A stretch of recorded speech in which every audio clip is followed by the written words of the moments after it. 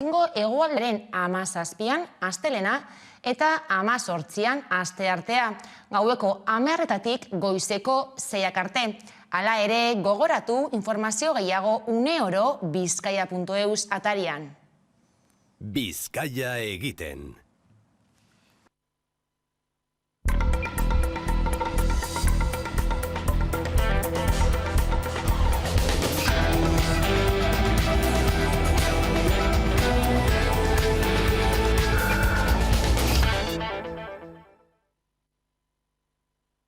Gabon beste behin, asteak daramatzagu gai honekin lehen mailako arreta gainezka dago, ez da berria eta haserre dira sindikatuak horregatik, osasun arloan gehiengoa osatzen duten ELAK, SATSek, LABek, Komisiones Obrerasek eta UGTek egoera salatu eta protestarako deia egin dute. Hala, Araba, Bizkaia eta Gipuzkoako hiriburuetan mobilizazioak iragarri dituzte. Hilaren 23an, Domekan goizeko 12etan gatazka izpide.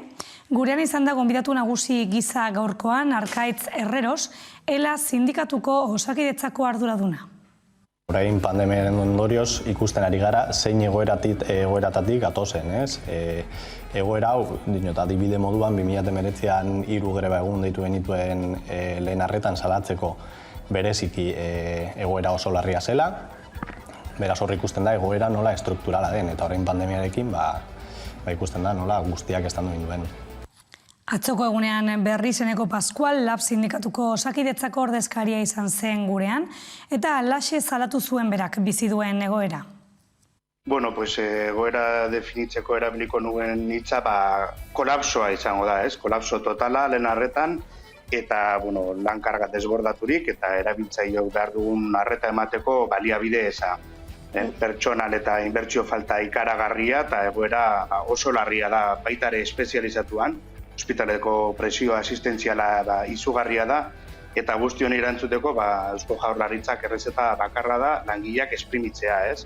Eta, bueno, ikusi dugu langile eventual prekarioak maltratatzen dituela, kaleratu eta gero langile jubilatuak lanera deitu, edo praktikan daudenei lana debalde egitea eskatu. Ez guztia onartezina da, eta 2 urte ondoren fisiko eta mentalki oso ikututa dagoen plantilla, puntilla ematea da erabaki hau.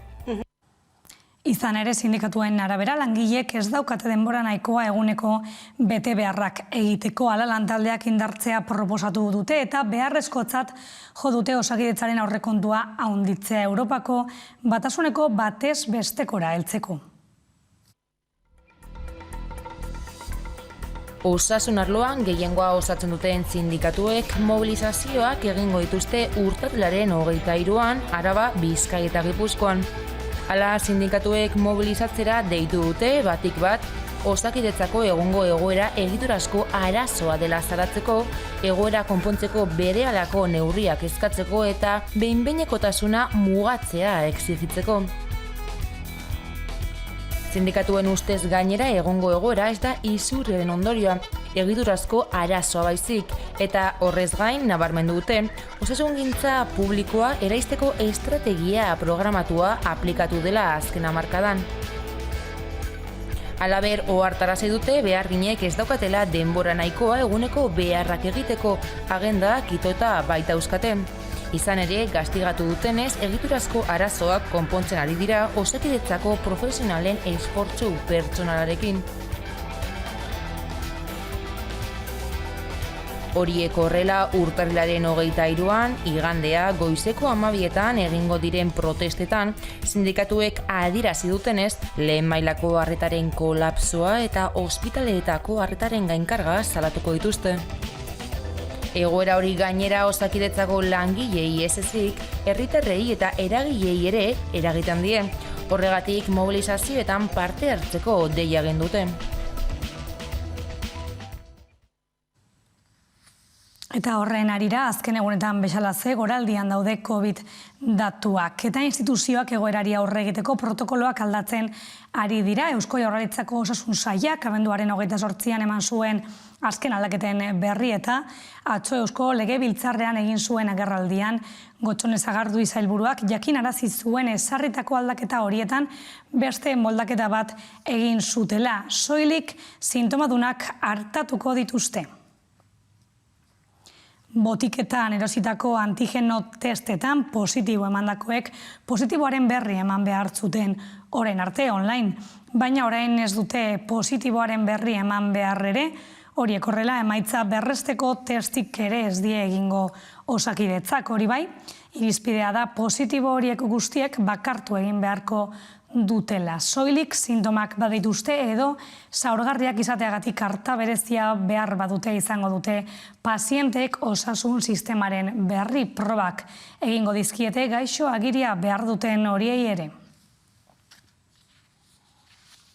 Eta lan arloan murgilduta ez beharra aipatzea tokatzen zaigu eraikuntzako langile bat hilda Gasteizen eta horren berri emateko Olarizu auzoan izan da Esti Lanao gure lankidea. Alaxe da bai, Eguerdion Gasteiztik, Osalan ikertzen ari da 57 urteko langilearen heriotza. Olarizu auzoko eraikin lan hauetan gertatu zen ezbeharra atzo eguerdian. Langile aldamiotik erori zen eta osasun zerbitzuak iritsi zirenerako ezin izan zuten ezer egin. Urrutia enpresak azpikontratatutako enpresa batean lanean ari zen hildako langilea. Langile bat hilda Olarizu auzoko obretan aldamio batetik erorita. Ezbeharra astelehen eguerdian gertatu da Olarizu hiribideko eraikin baten fatxadako obretan lanean ari zela.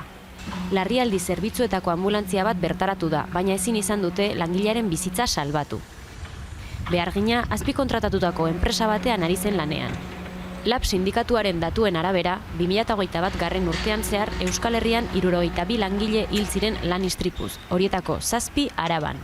Astelehenekoa 2022an Araban gertatutako lehen lan istripu hilgarria izan da, bigarrena Euskal Herrian.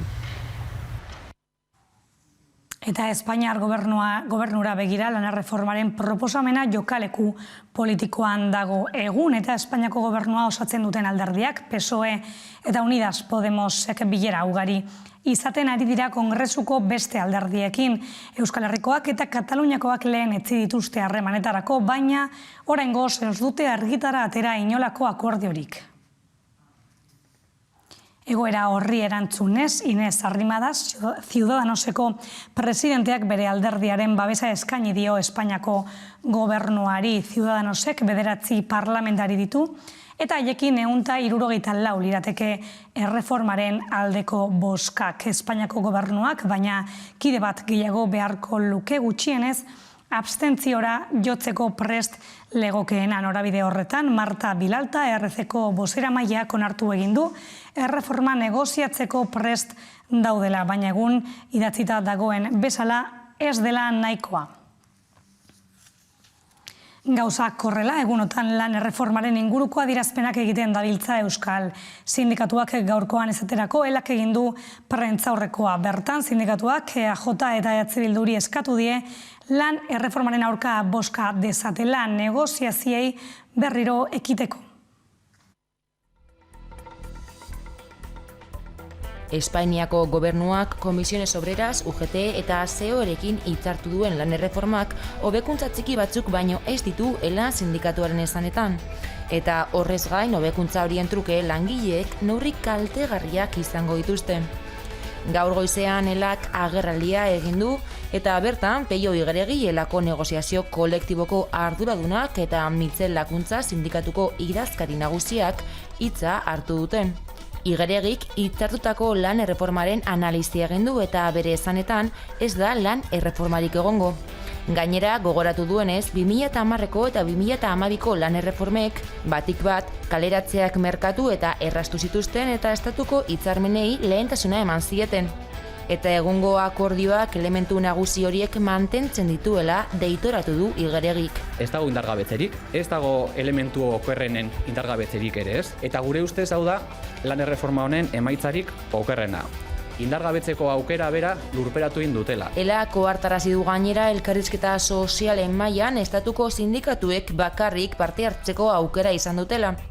Era berean, sindikatuak berretsi du COE patronalaren parte hartzerik gabeko negoziazioa dela aldaketa sakonak egiteko aukera bakarra. Horiek horrela, Lakuntzak, EAJ eta EH Bilduri eskatu die lan erreformaren aurka bozka dezatela, negoziazioei berriro ekiteko. Guk pesatzen duguna da, alderdi soberanisten papera izan behar dela indargabetze hori bizirik mantentzea. Eta horretarako ezetza eman behar diote dekretu hori. Hain zuzen ere, bide emateko aukera horri. Horregatik elak murrizketen kontra egiteko mobilizazioen beharra baieztatu du. Izan ere ezinbestekoa iruditzen zaio sindikatuari negoziazioa zerotik hastea, patronalaren parte hartzea barik. Labek ordea atzo hartu zuen hitza eta sindikatuaren ustez oraindik ez da beranduegi Espainiako gobernuak bultzatu nahi duen lan erreforman eragiteko proposamenaren xehetasunak jakinda, enpresari elkarteen garaipen bat dela iritzi dio eta ez dela egon kontra erreformarik.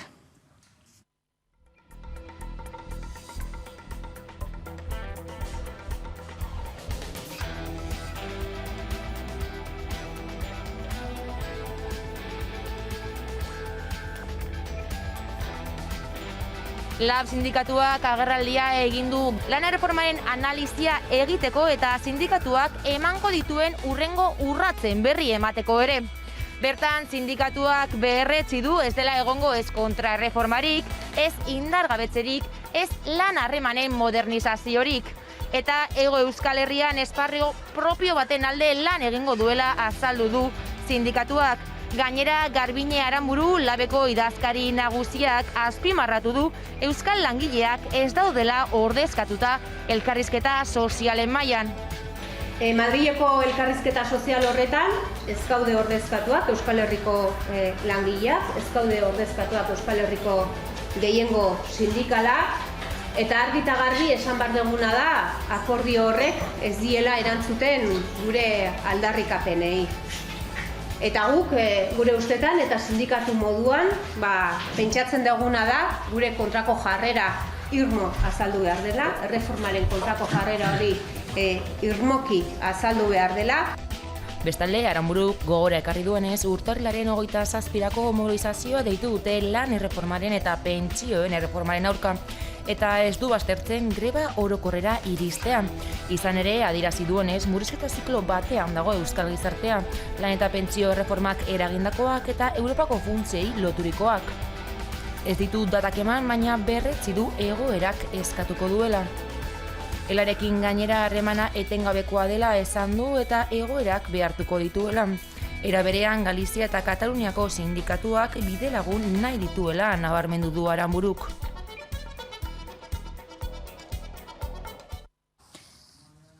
Eta gizarte arloan atzo goizean 38 urteko emakume baten gorpua aurkitu zuten foruzaingoak eta suhiltzaileek Tuteran Iruña pasea lekuko etxe batean labanaz egindako zauriak zituen hilotzak eta indarkeria matxistaren biktima izateko zantzu guztiak. Gaur arratsaldean emakumearen senarra atxilotu egin dute Frantzian.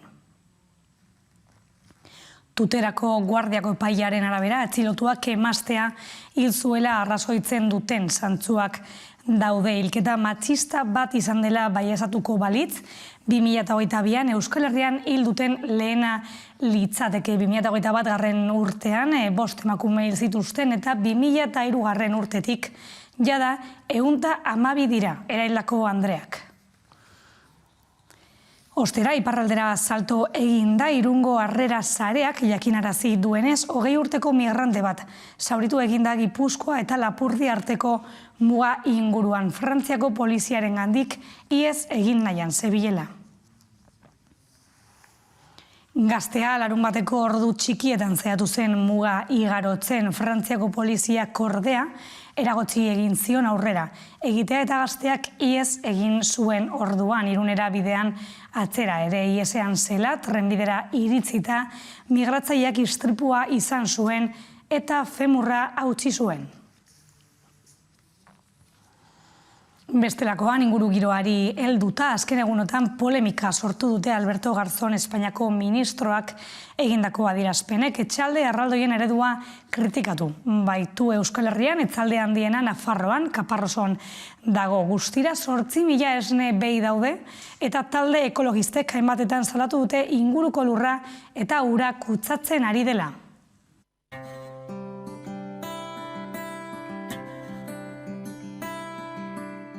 Kutsadura zantzu arriskutsuak eragin ditu Aragoi ibaian Kaparrosoko makrobeitegiak.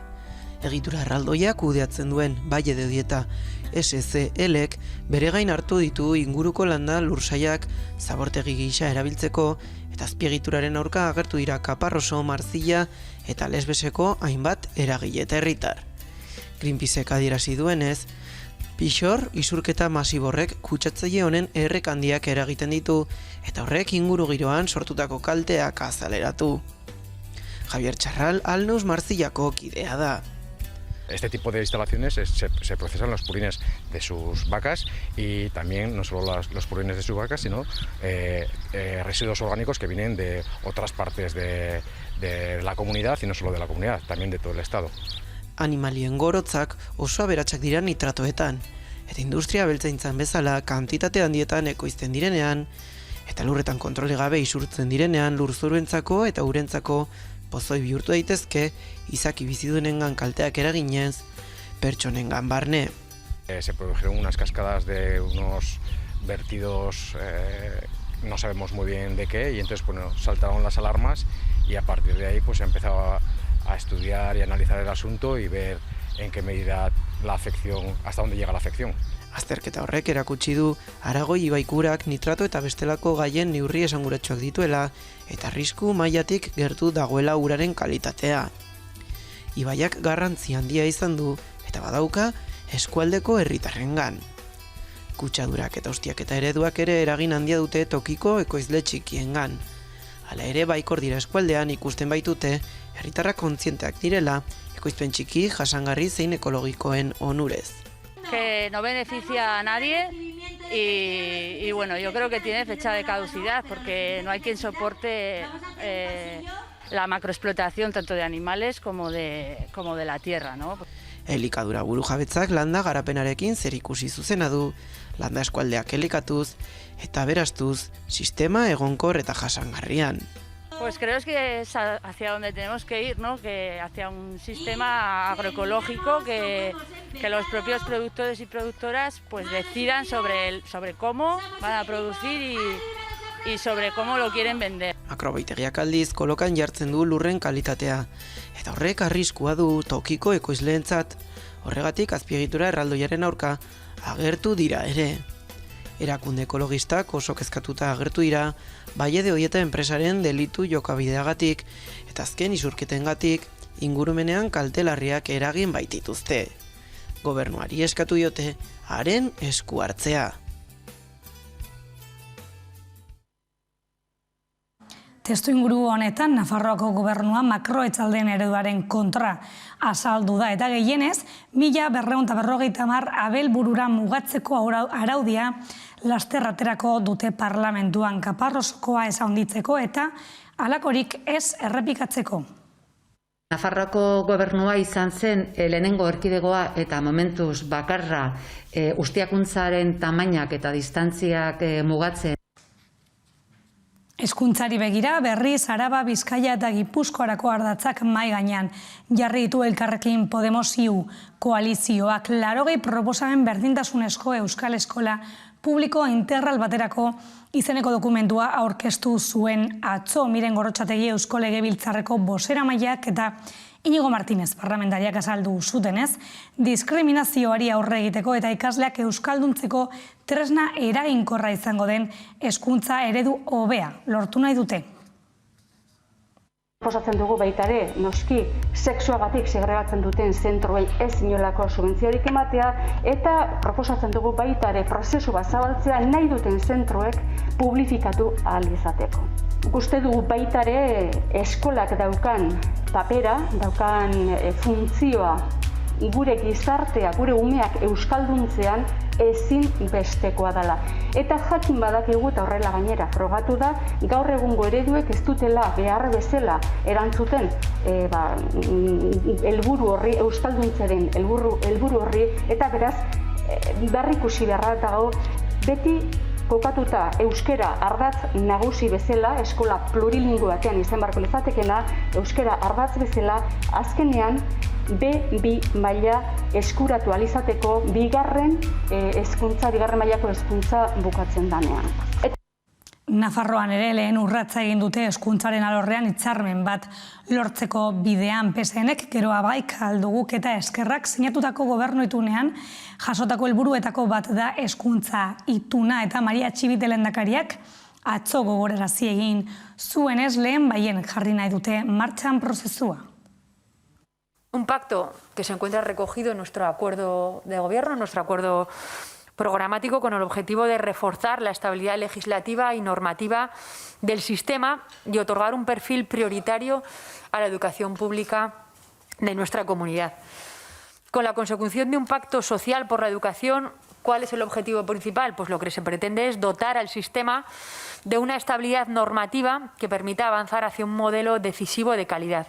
El fin principal del pacto educativo es garantizar ese derecho constitucional y estatutario a la educación bajo los principios de equidad, calidad y corresponsabilidad, con la participación del conjunto de agentes educativos, para que Navarra sea en todo momento una comunidad cohesionada, tanto en lo social como en lo territorial, y un referente a escala nacional e internacional de innovación educativa y de modelo de servicio público. Eta kiroletan Melbourneko epaiak aske usteko agindu eta 24 ordura berriz ere atzilotu dute Novak Djokovic tenislaria Australian lurreratu eta berehala bisa bertan bera utzi eta hotel batean ertzirik utzi zuten kirolaria txertatuta ez egoteagatik. Astelehenean erabaki horren kontra egin zuten epaitegiek eta aske geratu zen serbiarra. Gaurkoan aldiz jokalariaren aitak jakinarazi egin duenez berriz ere atzilotu dute. Honekin amaitutzat ematen dugu gaurko gaueko albistegia, baina gogoratu bideoaren bueltan elkarrizketa izango dugula gurean. Orain arte. Melbourneko epaileak aske usteko agindu eta 24 ordu eskasera berriz ere atxilotu dute Novak Djokovic tenislaria. Urtarrilaren 6an hasi zen tenislari serbiarraren eta Australiako gobernuaren arteko tirabira. Kirolariak ez du koronavirusaren aurkako txertorik hartu, eta iaz txertoen aurkakoa zela adierazi zuen Djokovicek. Australian sartu ahal izateko aldiz, txertatua egotea edo txertoa ez hartzea justifikatzen duen arrazoiren bat edukitzea eskatzen du gobernuak, eta lurreratu eta berehala bisa bertan behera utzi eta hotel batean ertxirik utzi zuten kirolaria. Astelehenean erabaki horren kontra egin zuten epaitegiek eta aske geratu zen serbiarra. Gobernua aldiz bisa ezeztatzeko erabakia mantentzeko aukera aztertzen ari zela jakinarazi zuen eta astearte goizean jakin denez, Australiako polizia herrialdean sartzeko inprimakian gezurrik esan ote zuen ikertzen aritu da. Urtarrilaren 5ean hegaldia hartu aurretiko azken 14 egunak Serbiako etxean eman zituela deklaratu zuen kirolariak dokumentu horretan. Eta hainbat komunikabidek argitaratu dutenez, hori ez litzateke egia. Marbellan egona baitzen jokalaria entrenatzen. Tenislariaren aitak argitu duenez berriz ere atxilotu dute astearte arratsaldean eta deportatua izatekotan, 3 urtez Australian sartzeko debekuari aurre egin ahalko lioke. Horren bestez, zalantzan dago ez bakarrik aurtengo Australiako irekian bere parte hartzea, baizik eta hurrengo 3 txapelketetan ere.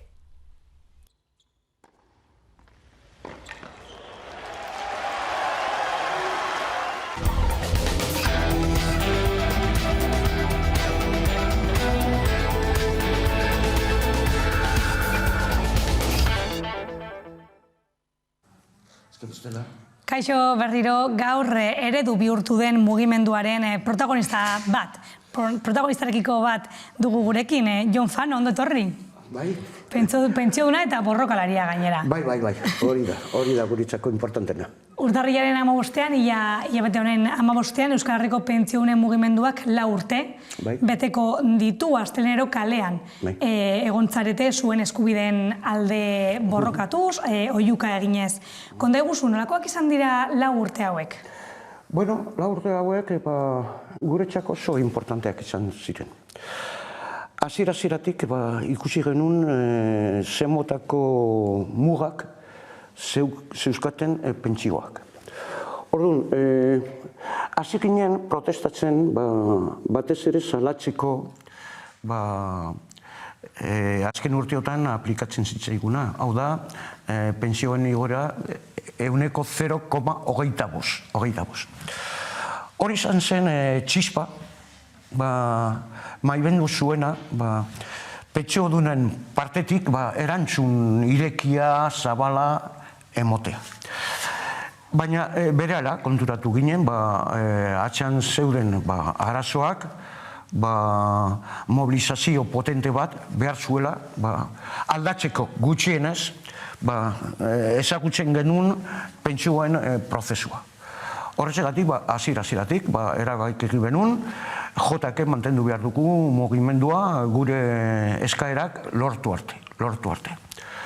Orduan egon gera 4 urte segituan, konzentrazioak egiten, manifestazioak, interpelazioak, eta tarte hortan ere parte hartu genuen mobilizazio eta greba orokor batean, hori izan zen joan den urtean, 2008ko urtean, urtarrilaren 30-an. Horatzen dozu data, ez da? Bai. Orduan, ora ari gera, zer lortu dugu? Lortu duguna, alde batetik, balaza jarri genuen, euneko 0,25. Eta lortu genuen, gainditzea, porzentai hori, puntu batzuetan. Adibidez, 2018, 2019 eta 2020an, batez ere lehenengo 2 urte horietan, lortu genuen pentsioen igoran euneko 1,7. Hau da, suposatzen zuen gainditzea pizkat kapiren igoera. Lortu genuen ere, alargunen portzentaia igotzea. Normalean, ordurarte, alargunen zer geratzen zitzaien, kodiogearen, pentsioaren euneko 52. Eta lortu genuen igotzea hori euneko 60. Gero ere, kolokan jarri genuen, hori oso afamatua izan dena gaztelaniaz, el factor de sostenibilidad edo. Orduan, azken finean, hor kajoia geratu zen, ezen aplikatu, eta horri esker, azken finean, lortu genuen gauza batzuk. Hori oso garaipen horiek eskazak izan arren, ikusita ze testuru inguruan mugitzen ginen, guretzako interesgarri izan zen. Positibotzat eman genuen. Eta ondorio bat oso argi atea genuen. Ez gara mugitzen, ez dugu zer lortuko. Naiz eta eskaza izan arren, edo mugitzen gara, edo bestela, arazoak bere horretan mantenduko dira. Horrez gain, guretzako hasieratik beste gai importantena izan zen, batez ere, ja lehenago, baina batez ere pandemia hasi zenean. Ikusi genuen, nola, sare egoitzetan, ze motako arazoak ematen ziren. Eta gero, arazo horiek edatu ziren, ez bakarrikan egoitzetara, baizik eta agertu ziren lehen arretan, ospitaletan, eta bar. Eta guretzako ikusita gainea, normalean adineko jendea garela. Alde batetik ikusita, gure artean, zeon, jende bilo bat, ezagutzen zuela arazo horiek. Eta beste aldetikan, guretzako, etorkezinoen, argi dago, gure osasuna, gure bizi kalitatea nahi badegun mantendu, ezinbestean, hor, kalitateko sanitatea lortu behar dugu. Eta horretarako publikoa izan behar da, bestela ez dago zer eginik. Eta zer gertatzen da guztiz kontrakoa, sistema publikoa garatu beharrean, gero eta gehiago egiten dena da privatizazioarena. eta guretzako oso kezkagarria da, edo zen ikuspuntutik ikusita. Eta horrez gain ere, gu argi geneukan, nahi badugu bermatu gizarte segurantza publiko bat, gero bermatzeko pentsio publiko eta duinak, edo diru sarrerak gehitzen dira, eta beste neurri batzuk hartzen dira, edo bestela arazoak bere horretan mantenduko dira. Horrezek batik, bi puntu ikuspuntutik. Alde batetik,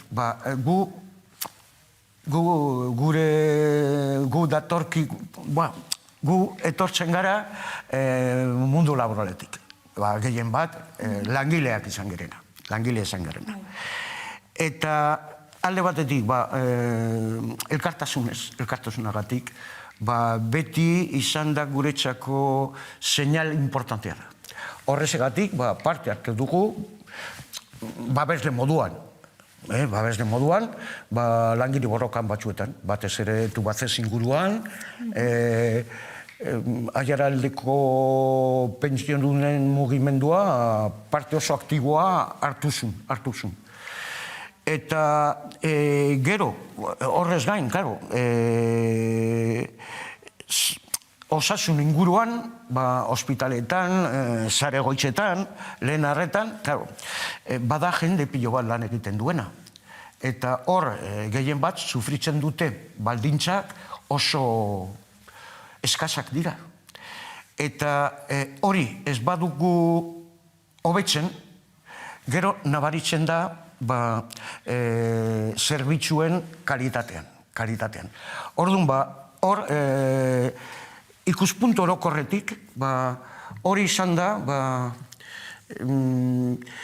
identitate seinalea pentsionisten mugimenduaren partetik. Batez ere, Euskal Herriko mugimenduaren partetik.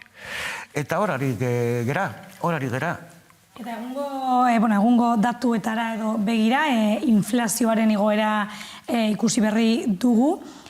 Moncloak iragarritako reformak alanora pentsiodunen edo pentsioen igoera, irudi atzean gelituko dela, ezta? Zer suposatzen du horrek zuentzat, pentsiodunentzat? Guretzako eta sektor herrikoi guztientzat, inflazioaren kontua oso kezkagarria da. Eta orain arte, historikoki, pentsioei eta soldatei, onartzen zaie, edo aplikatzen zaie, urteko KPI reala. Hau da, urtearen amaieran, zenbat io dituzte edo io dute prezioek. Orduan, horren arabera aplikatzen zaie bai soldatei, bai pentsioi. Ze gertatzen da edo ze inventua egin du azken aldian Eskriba jauna eta besteo? Onartu beharrean, kapi erreala aplikatu beharrean, asmatu dute beste formula bat. Eta kasu hontan, zertan datza, dakizunez, aurten, abenduan, kapiren igoera izan da, iritsi da 6 eta 7%. Gu aplikatuko digute, bakarrik 5% hori izan da esan digutena orain arte, eta behar bada, 2,5% aplikatu beharrean, igual pizka bat gehiago aplikatuko ziguten. Baina 3% iritsi gabe. Orduan, kasu hortan, aplikatzen badigute 2,5% eta inflazioa izan da 6,7%, orduan, galduko dugu 4,2%. Eta adibide moduan. 1.000 euroko pentsio batentzat. Zer suposatuko du? Zer motako galera ezagutuko du? Hilero 42 euro. Eta urtero 588 euro.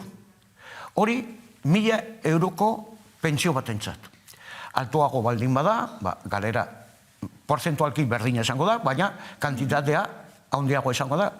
Eta alderantziz, bajoagoa baldin bada, galera porzentualki berdin izango da, baina kantitatea desberdina.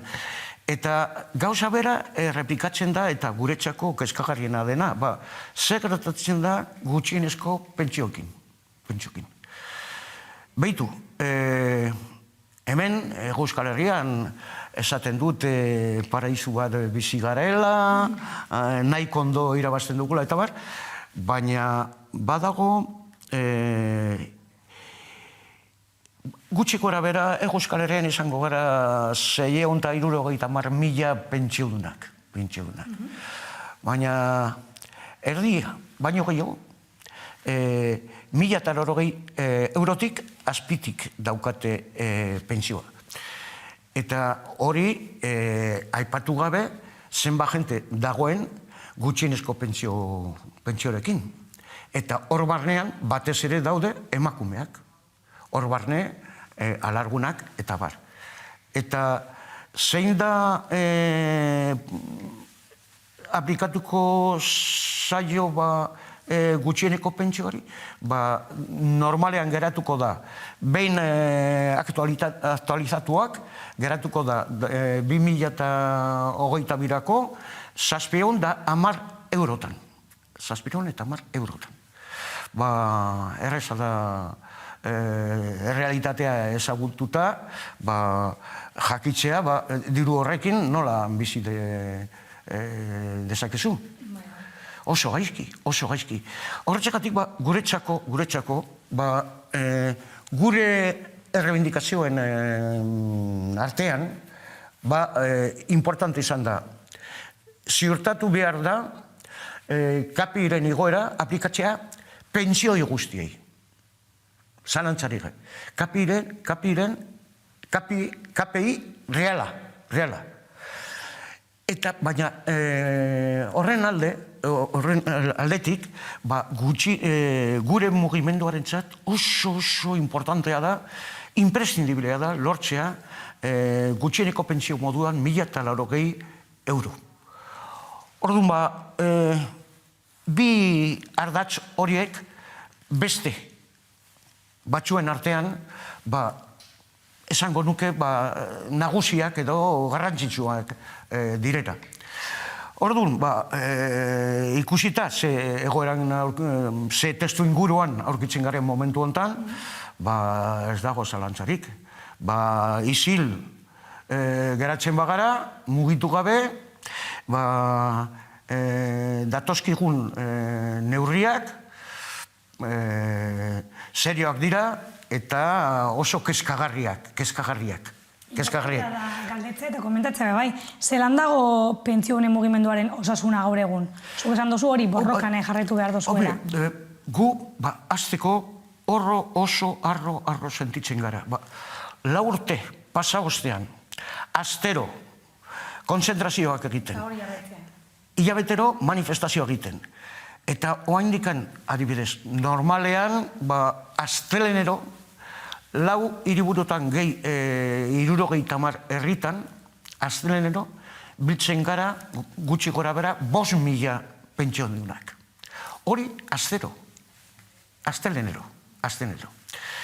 Eta deitzen ditugunean herrialdeko manifestazioak eta bar, biltzen ditugunak, gehiago gara. Normalean, adibidez, ni ziur nago, datorren larun batean, hori ospatuko duguna 4. urte horrena, ziur nago, Euskal Herri osoan bilduko garela 10.000 pentsiodunak zalantzarik gabe. Eta, jakin dezazun, manifestazioak deitu ditugu ja, egiteko Bilbon, Donostin, Gasteizen, Iruñan, eta hori ez gain, Eibarren, Ondarroan, Tafallan, Altsatzun eta Lizarran. Eta, bueno, hori guretzako aurtengo lehen erronka, hau da. Eta ziur gaude, pentsiodunen morala eta arrotasuna izugarria da.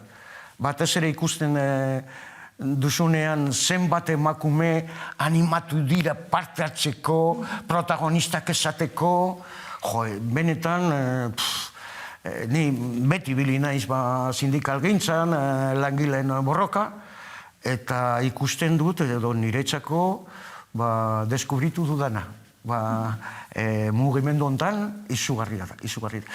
Eta, amaitzeko, klaro, gu badaukagu, forman mantenduaren, ikusita zemotako arerioak esateagatik. Daukagun, edo aurrean daukagun Madrilen, eta baita ere Gasteizen eta Iruñan, oso argi daukagu, oso importantea dela, gu jarraitzea jotake, zalantzari gabe. Baina, aldi berean, errealistak gara. Hau da, oso argi daukagu, behar dugula, elkarrekin aritzea, sindikatu guztiekin. Zara egoitzako usuario zenidekin, gazteekin, emakumekin. Azken finean, bakoitza errespetatuz bere ibilbidea, baina aldi berean, konvergentzia edo koordinazioa, edo aman komunean, iniziatiba batzuk garatu behar ditugula, bestela aurrean daukagu panorama ez da batere erraza. Eta maitzeko, Jone, konteguzu urtarrilaren 15 aipatu egin duzu, laugarren urte hurren politori ospatu egingo duzuela. Antolatutako manifestazioetan edo, zer nolako laburbildu, zer nolako mesua luzatu nahi duzue horretan? Gehien bat, gaur publikoki esan dugu, eman dugu prentsaurreko nazionala Donostin, eta manifestu bat argitaratu dugu. Eta hor, argi eta garbi esaten da. 4 urte pasa ostean, gu prest gaude, ez daukagu beste aukerarik, prest gauden mobilizazioekin jarraitzeko. Orduan, zeintzu dira gure helburu nagusiak alde batetik deseutaztea esateagatik, edo borrokatzea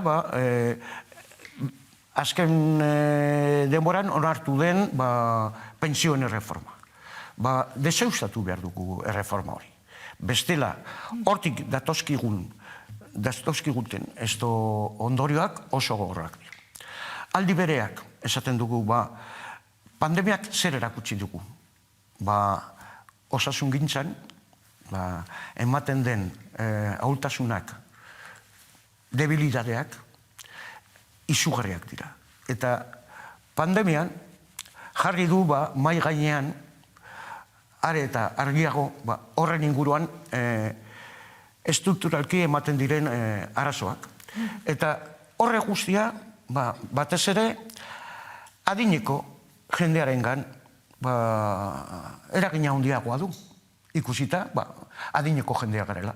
Eta orduan, gure ikuspuntutik, oso importantea lotzea pentsioen kontua eta bizitzaren kalitatea, osasunaren kalitatea.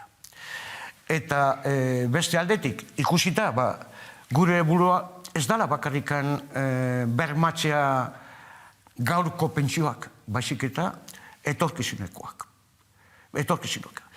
Eta gu, aurrean baldin ditugu arazo batzuk, urrengo belaunildiak, aurrean dauzkaten, ez badira mugitzen zailtasunak arazoak, izugarrizkoak izango dira. Eta gu oso triste jartzen gara, edo ni behintzat, entzuten dudanean, adibidez gazte batzuei, gure etorkizuna, badakizune nolakoa den. Prekarietatepean bizi behar gera, ez daukagu esperantzarik lortuko dugula pentsio duinak, eta hori guretzako oso kezkagarria da. Erakusten du pizkat frustrazioa, mesfidantza, eta hori aldatu behar da.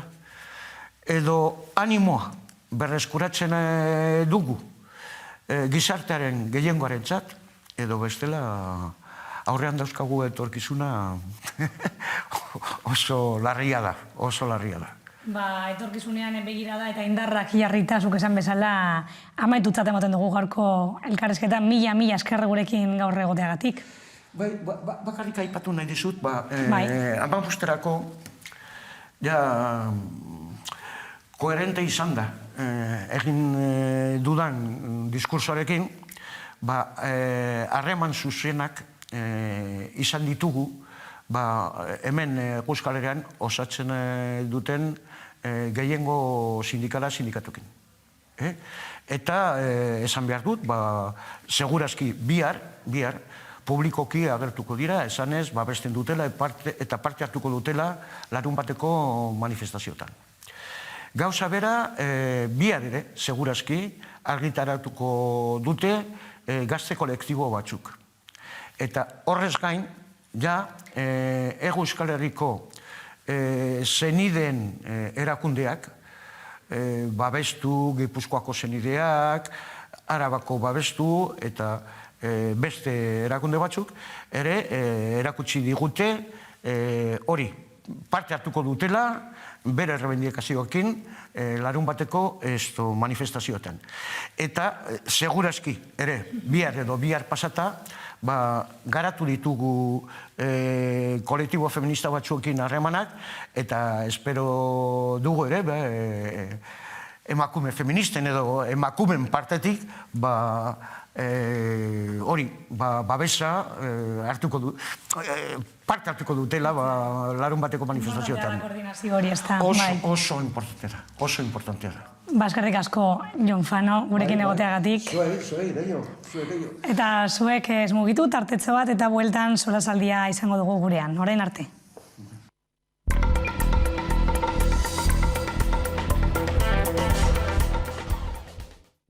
Amaikak aukerak eskaintzen ditu.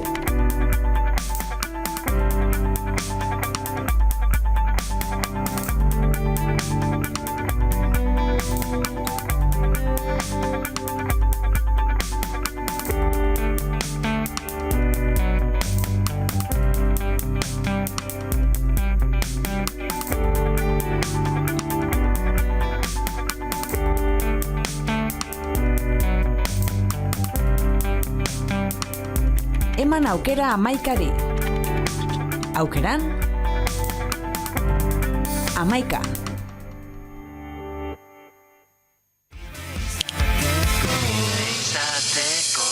Euskal Herriko aktualitatea ikusteko eta jarraitzeko beste modu bat da Amaika Telebista. Eguneroko gaiak alde batera utzi gabe, itzalean direnei arreta eskainiz eta tartea emanez.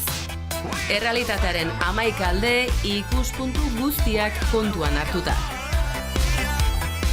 Gertatutakoa, zuzenean eta eskura. Noiz nahi, edonon eta euskarri guztietan gainera.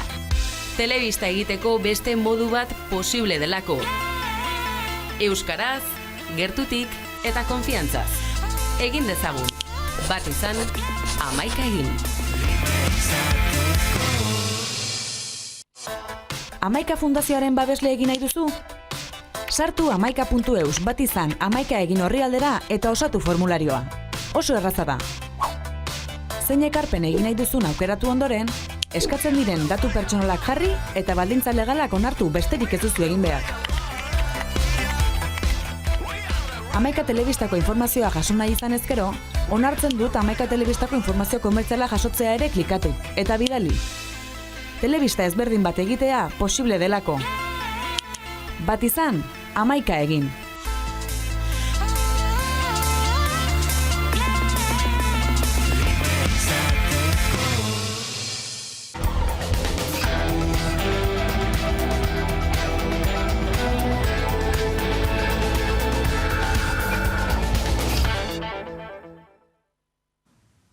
Gabon berriro bagaude Sorazaldian, gaur Estirekin, Gabon. Gabon. Eta Eguzkirekin, ondo etorri.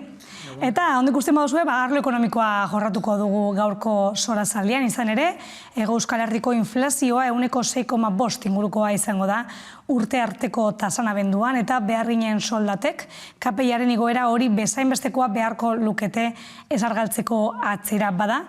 Behargin gehienek ez dute lortuko helburu hori. Asko dago komentatzeko afera honetan, baina hasi baino lehen, Niko Kuenka, ekonomilaria entzungo dugu gaur eguerdian, Hamaika telebistan egon dela. Beraz, pentsio duneko bizardiko igoera izango dute pentsioetan, soldatetan, azken batean, funtzionariek 2%, eta gainontzekoek segun euren konbenioa. Eta esan beharra dago, Araban, Bizkaia eta Gipuzkoan ezaterako bakarrik langileen 22% daukatela euren konbenioan prezioen soldaten igoera inflazioarekin lotuta, portzentaia hori zertxobait handiagoa omen da Nafarroan, gastu diru sarreren aldetik gutxiago jasoko dugu inflazioa baino, eta gastuen aldetik hor bada, por ejemplo, alokairuaren kasua, ez da, zuzenean kontratuen abera, baina normalean oinarrizkoena izten da alokairuen prezioa inflazioarekin parekatzea, eta 1.000 euroko alokairua pagatzen duen familia batek, bai gero 67 euro gehiago pagatu beharko ditu. Beraz, gastuak orantza doaz, eta diru sarrerak ez horren beste. Beraz, hor bai zalantzabarik erostalmena murriztuko da nabarmen. Hau ikusita zer nolako urtea aurre ikusi daiteke herritarrentzat? Latza, ez da, baina hori ja komentatzen dugu orain dela hainbat urte, ez da, ia da Hego Euskal Herrialdean ikusi egin da, eta bereziki non kokatuta dagoen, oso hurbil dagoelako, ez da, fronteragaz, eta hortatik hor bereziki asko ikusten da dauzkagun egoerak, eta batez ere konparatu inflazioa dela eta batez ere kontraktuak direla eta niko komentatzen zuen modun adibidez baitare alkilerra dela eta baitare pisuen, eta hor batez ere asko bereizten da, eta asko nabaritzen da inflazio hori, ez da? Eta batez ere daukan egoeragatik eta baldintza konkretuengatik. Baina beti ere ikusten baldin badegu, ez da? Euskadi mailan eta denik eta estatu mailan poliki ikusi egin ditugu egoerak. Adibidez, oso gauza representatiboa da, nik adibidez Bilbora etortzen naizen bakoitzean, hemen dagoen peajea asko igo egin da. Orduan, poliki gauza horiek ikusi egingo ditugu urte honetan eta ikusi egin da, eta bueno, jadanik komentatzen dugu, bilakaera eta pandemiak ekarri egin dituen, ez da, hor dauden esango dugu utsuneak ikusi egingo ditugu eta ekonomikoki eragina izango dugu seguru, ez da? Eta hortatik ikusi behar ditugu zemotatako estrategiak erabili behar ditugu, eta asko hitz egin dugu hauteskundetan, baita ere asko hitz egiten da, ez da, politikoki zemotatako gauzak egiten dituzte, baina benetan ikusi beharko dugu orain zemotatako estrategiak eramango diren ekonomiaren aldera, zen eta inflazioa hor ikusi egin da Euskal Herrialdean zemotatako egoera bereziak bizitzen dituzten, baina hau da como bolada bat eta oleada bat non hau ekarriko dan baita ere Euskadin eta estatu mailan. Bai, inflazioa 2021 datuei erreparatu ezkero oso altua izan da Espainian, 6,7koa, Euskal Autonomia Erkidegoan 6,5koa, eta jakin berri ditugu zein izan diren soldata gorakadak pasaden urtean, ez? Eta estatu mailan da 1,57 igo da, eta EAen 1,14. Horrek esan nahi du pasaden urtean, erosmen ahalmena jetxi dela 1,5 eta 1,5 artean. Berakada oso handia da urte bakar baterako, ez? Orduan, horren atzean, zegoen justifikazioa, prezioen gorakadari dagokionez, zen batez ere argindarraren prezio asko igo zela, eta gero hornidura arazoak nola zeuden, horrek eragiten zuen, bazken binean prezioak orantzako joera zegoatela, ez?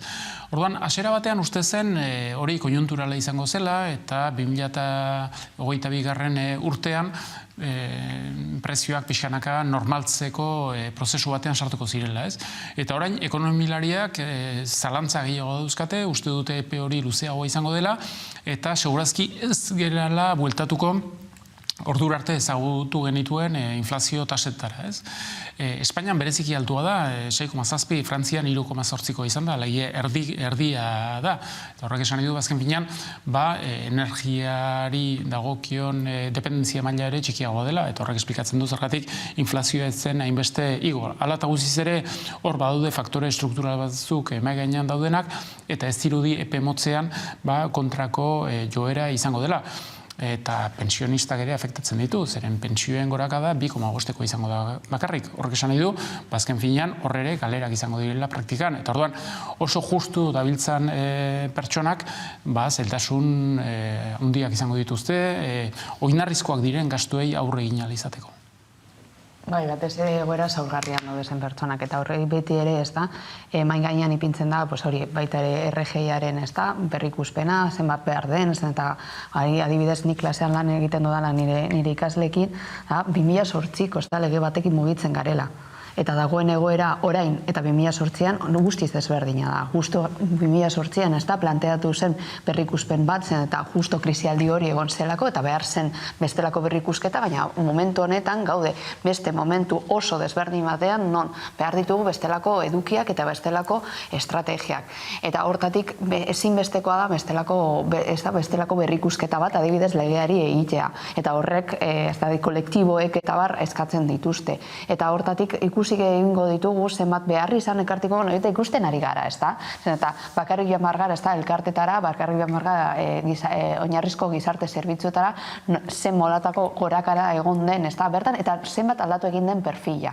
Eta egia da, perfilak joan dira aldatzen, eta horri ez gara moldatu ere, eta 2008ko legea badago eta zuk irakurtzen baldin badozu, dago nona dagoen kokatuta eta eraikituta, ez da adibidez migranteen egoera ez da hartzen eta ez da planteatzen bestelako estrategia, baina orain eskeia danik ez dakagu bestelako perfilak adibidez migranteak eta bestelako migrante konkretuak baizik eta baita ere, ez da adibidez argindarren eragina izan duten adibidez zenbat familia, hori baita ere gauza oso berriak ekarriko egingo dute eta baita ere pandemia eta erteak eta guzti hori ez da oso errealitate desberdin batean egongo gara eta hortatik orain dagoen egoera ez du ematen, ez da, dio ematen erantzuna daukagun egoerari eta daukagun errealitateari. Ulertzeko diferentzia dagoen inflazio mailaren artean eta gero pentsio maila eta soldata mailaren artean, hor badaude hainbat faktore. Printzipioz, pentsioen erreforma egin zelarik, konsideratzen zen, errebalorizatuko zirela pentsioak KPI-aren igoeraren arabera, eta ez da hori gertatzen ari. Noski, horrek izugarrizko sobrekostua suposatzen duelako, eta presupuestoan zuloa handituko lukeelako, ez? Eta gero, lan merkatuari dagokionez, hor badaude bi faktore nagusi oso importanteak direnak, bata da konbenio kolektibo askotan indarrean daudenen kasuan ez dela aurre ikusten soldatak berbalorizatu behar direla KPI-aren evoluzioaren arabera eta bestaldetik gogoratu behar da Espainiako eta Euskal Herriko lan merkatu oso prekarizatua dela. Eta horri gehitzen badiogu langabezi tasa oso altua dela. Espainiak dauka Europan mailako langabezi tasarik altuera, uneko 14,1. Greziarena baino altuagoa da, Frantziarena 7,5koa da. Horrek esan nahi du azken binean, Espainiak badaukala alde batetik langabezi tasa oso altua eta prekaritate tasa ere altua, ez? Eta horrek ez du laguntzen soldatak maila nahikoan aztea eta gutxienez erosmen ahalmen hori ez galtzea. Gainera prezioen igoerari sorpetzea gaitu egin behar zaio. Epe ertainean erreforma berriak etorriko dira, edo behintzat hori aurreikusi daiteke. Zuen ustez Europako funtsak tartean? Bai, espero dira, eta horre buruz asko berba egin dira, eta beharrezkoak dira, bai. Hori eta ez dakit nola, dauzkagun, horiek ez dakit nola sortatuko dugun, eta gero eta zorrak ero eta handiagoak dira, eta hortatik gero inflazioari eta presio ekonomiko hori nola sortatzen ari den, gero eta handiagoa da, gero eta distantzia, eta hortatik gero distantzia hauek eta presio horiek handiagotzen baldin badira, krisi, epera hartzen gara, eta 2008ko, eta niko goratzen dut momentu baten justo pandemia gaudenean edo konfinatuta gaudenean Pedro Sánchezeri ez dakit askok hori gogoratu zuten, baina niko gogoratzen dut momentu hortan esan zuen 2008ko krisialdi bareko bat biziko dugu.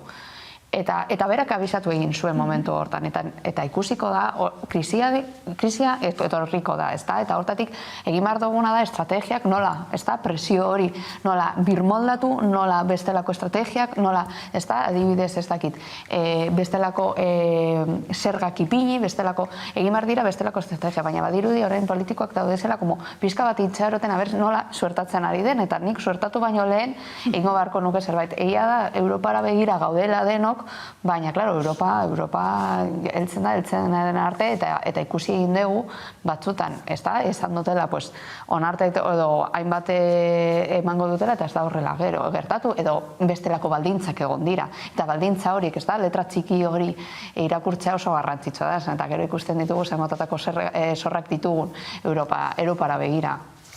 2008ko krisiaren kudeaketarekin konparatuta hor aldaketa nagusia izan da, estatuek eta administrazio publikoek erabaki dutela gastu publikoa emendatzea, eta horrek mantendu du azken finean langabezi tasa nahiko maila onargarri batean eta jendearen botere adkisitiboa maila batean ere bai. Zer gertatzen da horren trukean, zorra asko handitu egin da. Frantzia eta Espainiaren zor publikoa PIB-aren 20% hazi da. Izugarrizko zifrak dira. Eta gero esaten da, Europatik dirua etorriko dela. Europak zorpetu egin da azken finean, gero zor horren zati bat estadukidei eman alizateko. Eta Espainiak jasoko duen diruaren erdia dira donazioak, alegia diru hori jasoko da, naiz eta Europar Batasuna zorpetu den hori finantzatu izateko, baina besteak prestamoak dira. Horrek esan nahi du, diru hori itzuli egin beharko dela. Beraz, iruditzen zait, koordenada horiek ere aintzat hartu behar direla, eta gero badago beste elementu bat. Da, Europar Batasunak ez du diru hori eman musutruk, alegia baldintzak jarri ditu. Eta orain ikusten ari gera, bi arlotan, berezeki lan erreforman eta baita pentsioen erreforman. Alegian, hor, Europar Batasunak eta Europar Komisioak baldintza batzu jarri ditu. Eta ikusi dugu, esan zeten gobernuak negoziak eta eraman duelarik sindikatu eta patronalekin, hor bazegoen beste eragile bat, eta zen Europar Batasuna. Europar Batasunak marra gaurri batzu jarri zituelako, eta baldintza batzu jarri zituelako, eta ordan, Europar Batasunak finkatutako marko horren barruan negoziatu dute eragile sozialek. Eta orduan, elementu horiek ere kontutan hartu beharko dira, zeren baldintzatzen dute lan reforma, baina baita ere datorren pentsioen reforma. Eta argi dagoena da, eragile sozialak eta aktore sozialak oro har kezkatuta daudela horrekin, zeren hor letra txikia dago, letra txiki hori ez da esplizito egin kasu gehien zuenetan, baina Espainiako gobernuak badaki zein den letra txiki hori. Koronavirusaren krisi ekonomiko horretan, gobernuek behin eta berriz izan dute, inorrez dela atzean geratuko, eta krisi hau ez dutela langileek ordainduko, baina guzti hau ikusita, nekez eutzi diezaioke inork, baieztapen horri, ez da? Berbizi izan duguna oso larria izan da, ez da? Eta orain adibidez ikusten ari gara, zenbatatako baita ere tentsioa geratzen ari den, adibidez nola dagoen pandemiarenkin dagoen egoera, ez da? Adibidez, bajak eta bajak, orain ez dakigu baja edo ez bajan gauden, eta gehienok, ez da? Igual positibo edo ez positibo, baina sintomarik ez badekozu, oraindik ere telelan egin dugu. Orduan, baita ere hor dagoen limitea, eta ipini ditugun limiteak, ez da? Bajan eta hortatik eta zer den, baita ere hori ikusi beharko dana, ez da? Baina beti ere dagoen tentzio eta gertatu egin tentzioa oso gogorra izan da, eta hortatik, eta baina hala eta guztize asko finkatzen gara, baita egia da, asko finkatzen gara pandemia garaian, baina zorrak lehenetik dauz. Pentsioaren reforma eta pentsioaren egoera leheniktik zegoen.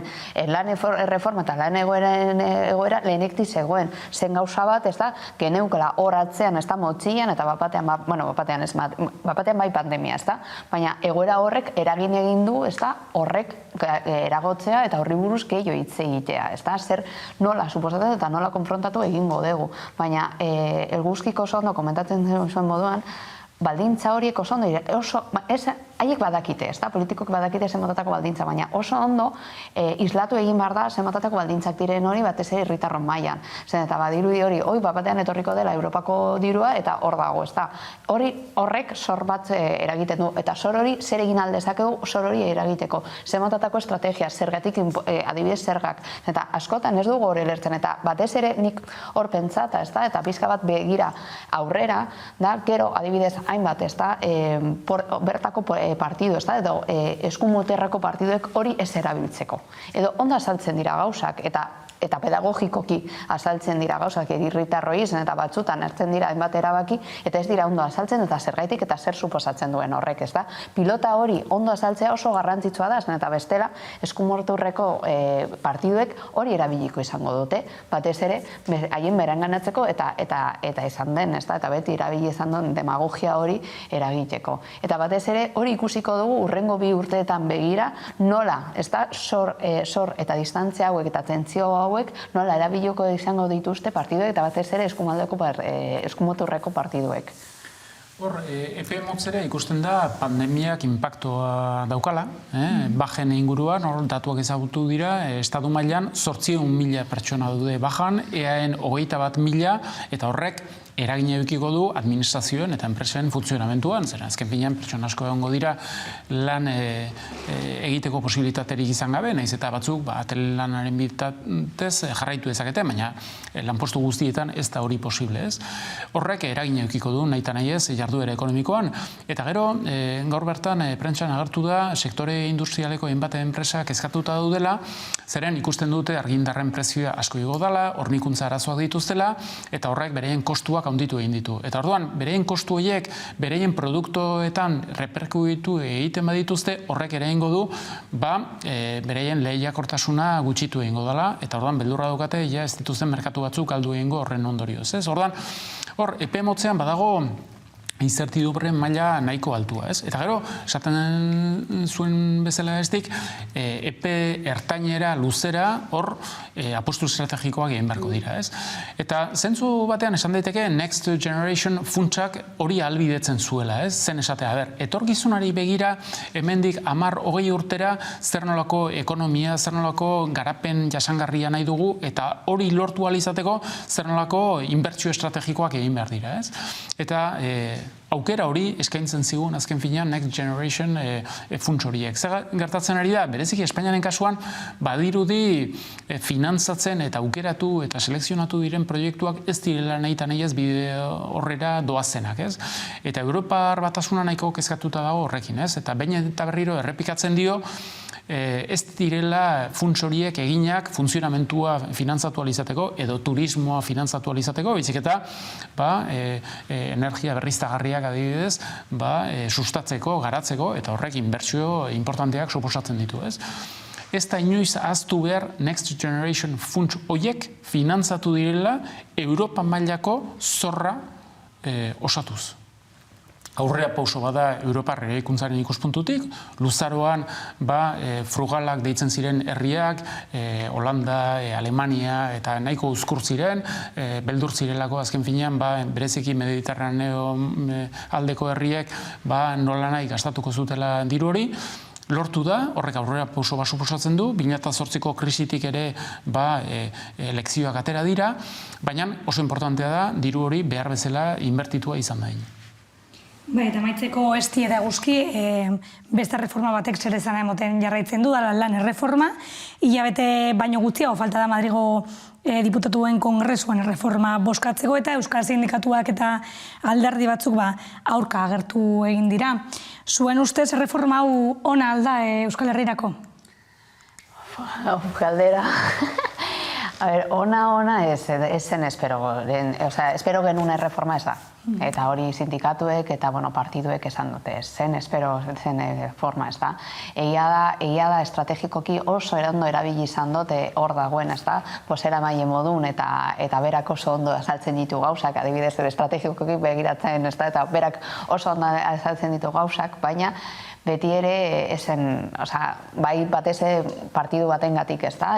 Konkretuki Podemosen aldetik espero genuen, ez da, gehiago erreforma gehiago edo ez dakite eragin gehiago izatea eta bestelako, eta hor ikusi egin da, ez da, sindikatuek ez daudela, baina egia da ikusi da zenbat eragina duen patronalek eta bestelako enpresak.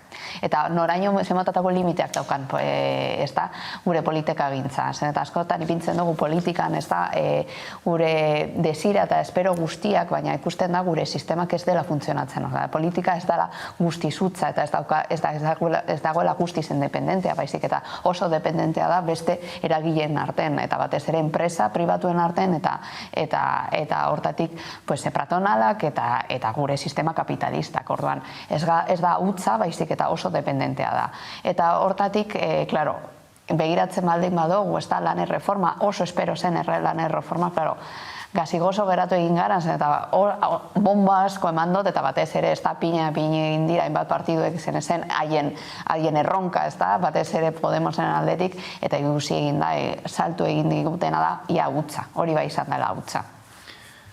Reforma horrek, nahiz eta oraindik ez den aprobatu izan, badauzka aspekto lesibo batzuk kendu direnak, baina beste batzuk adibidez despidoaren aldetik ez da inongo aldaketarik izan, konbenio estatalak ere lehentasuna daukate eta zentzu horretan ez da bueltatzen 2012ko aurreko egoerara, eta zentzu horretan ez da bakarrik sindikatuak oso kritiko direla, eta barne, baizik eta alderdi politikoak eta Sánchezen gobernua sustengatzen duten alderdiak, Podemos da bat, baina horri gehitu behar zaio, EH Bildu, ERC eta baita PNV ere kritikoa da. Orduan, gauza bat da eragile sozialek aurrera eman dezaketen negoziaketa, hori da konbenio kolektibo bat negoziatzeko nahikoa izan daiteke, baina hor ari gera lege batetaz, eta hor parlamentoa soberanoa da, eta horrek esan nahi du, Sánchezek gehiengo politiko bat beharko duela. Orduan, badirudi azken egunetan, Ciudadanosen gandik hurbiltzen ari dela, lortu nahi dituela Ciudadanosen botoak, zagartatzen da, argi dagona da, ERCek eta EH Bilduk ez dutela alde bozkatuko, PNVek badirudi prestutasun bat eduki dezakela, baina Sánchezi dagokio, ikustea zein den aritmetika parlamentarioa, ikustea ze alderdik sustengatzen duten, ez bakarrik erreforma honetarako, baita bere gobernua, oraindik 2 urte geratzen zaizkiolako, eta orduan ondorioak atera beharko ditu. Berak nahi duena da, patronalak eta sindikatuek lortu duten akordio hori dagoen bezala onartu dezan parlamentuak. Eta nahi esango nuke, ez dela inbeste patronala indartsua izan dela. Horre, hementu erabaki horra izan da, Europar Komisioak esan duela, berak begitxarrez ikusiko lukela, soilik sindikatuek babestuko luketen reforma bat. Eta orduan, ezinbestean patronala ere akordio horren barne egon behar zela. Eta orduan, deklarazio horien ostean, ikusi da, Sánchezen gobernuak bere posizioa modulatu egin duela, eta ez dela prestizan lege hori derogatzeko, zeren hasiera batean helburua hori izan. Eta dena den, bai Yolanda Díazek, bai Pedro Sánchezek garaipen bat bezala irudikatu dute akordio haue, hala, uste duzue?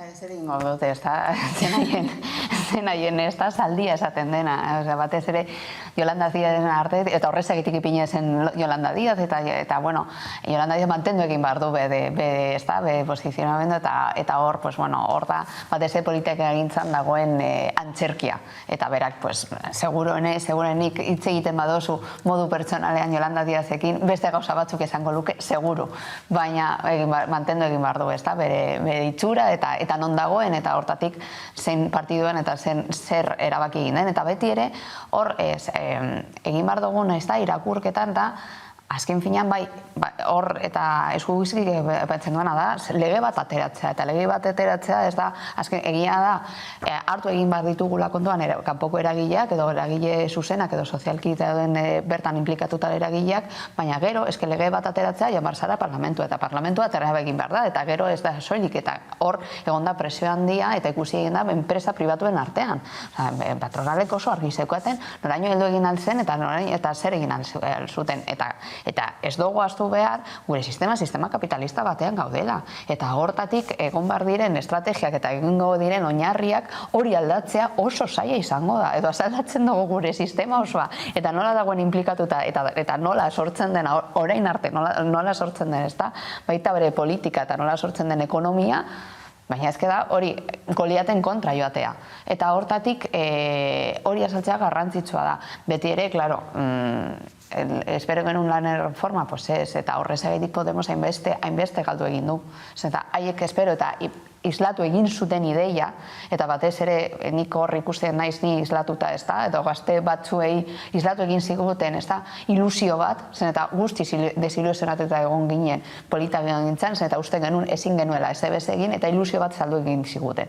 Ilusio hori utza bihurtu egin da, zen eta politi ikusi egin da, nola politikariek eta nahi zutena ezin zuten aldatu. Eta hortatik, egia da, adibidez, Bilduk izaten ari duen eta RC izaten ari den posizionamendua niretzako estrategikoki bikain izaten ari da, eta badakiten oso ondo lan egiten dute oposizioan, beti, oso ondo egiten dute lan oposizioan, eta hor egongo dira tente egin eta logikoa da, eta haiek errebindikatu egin dute eta aldarrikatu egin dute bestelako lan erreforma, baina esaltzen ari digotena, eta haiek badakite, eta batez ere nik uste dut partidu baten alderdi horretako hainbat kide badakite ez dutela heldu nahi zuten helburua. Barkatu guzkiz dugu denbora jarraitzeko, nekin utzi behar dugu gorko solasaldia, mila esker gurekin bezatze bat egoteagatik, eta zuek gogoratu bi harremen egongo garela berriro, arratsaldeko 9:00 laurden gutxitan eguneko gakoak aztertzeko. Bihar arte.